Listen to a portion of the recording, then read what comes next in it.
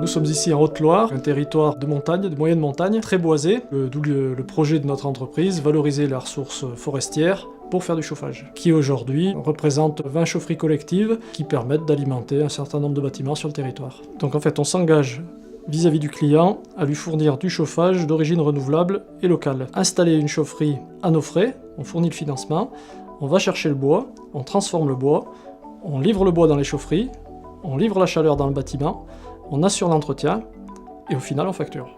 Alors notre activité est novatrice dans le sens où on passe sur un service clé en main. On ne fournit pas une chaudière et les problèmes qui vont avec, mais on fournit un service et de la chaleur. Donc on est dans une logique d'économie de fonctionnalité, c'est-à-dire qu'on fournit un service et pas un produit. Par contrat, on s'engage à fournir la quantité d'énergie renouvelable qui correspondrait à un bâtiment bien isolé. Le surplus, c'est de l'énergie fossile ou de l'énergie renouvelable plus chère. Donc ce type de contrat, ça incite le client final à faire des économies d'énergie, soit par l'isolation, soit par des comportements différents.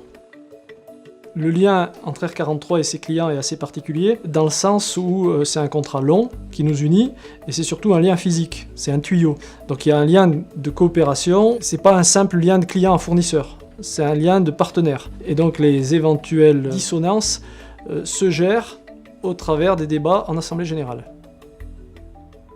On avait un problème de chauffage au niveau du presbytère et du temple du Mazet. Donc pour installer un chauffage, il y avait un gros problème d'investissement. Donc on a choisi cette solution avec ERE43 et on est en coopérateur de l'association avec la mairie qui chauffe l'école, avec 2 particuliers.